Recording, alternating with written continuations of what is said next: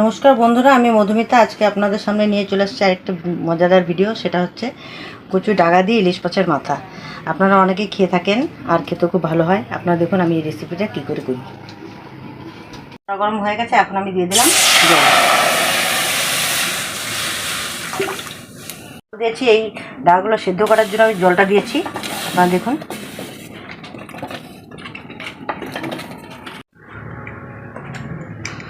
বসিয়ে দিয়েছি। এখন আমি এটাকে 5 মিনিটের জন্য ঢেকে দেবো।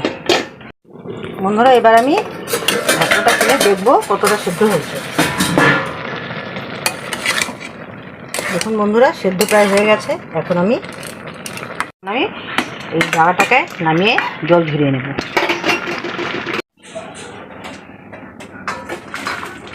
বন্ধুরা, আমি এখানে 2টো ইলিশ মাছের মাথা নিয়েছি।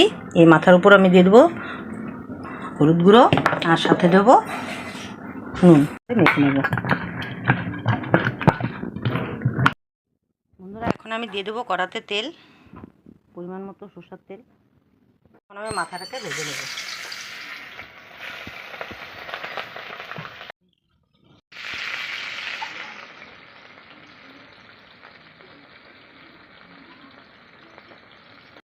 উল্টে দেব।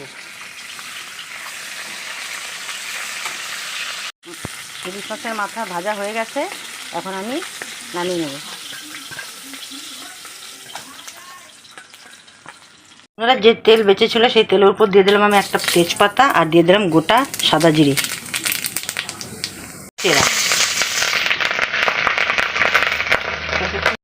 ভেজে নিয়েছি। বন্ধুরা, এখন আমি দিয়ে দেবো কচুর ডগাটাকে। আমি ডগার সাথে তেলটাকে মিশিয়ে নেব।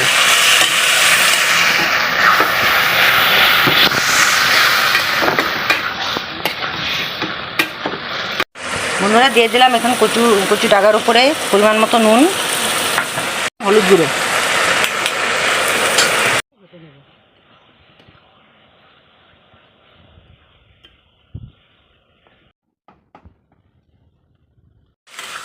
এটাকে একটু ড্রাই করে নিতে হবে, তাই আমি আর 10 মিনিট জাল দেবো এটাকে। এখন মাছের মাথাটাকে আমি এইভাবে 4 টুকরো করে ভেঙে নিয়েছি। এখন আমি ভেঙে রাখা মাথাটাকে আমি এখন ছাদের উপরে দিয়ে দেবো। আর এখন এটার সাথে আমি এটাকে মিশিয়ে নেব।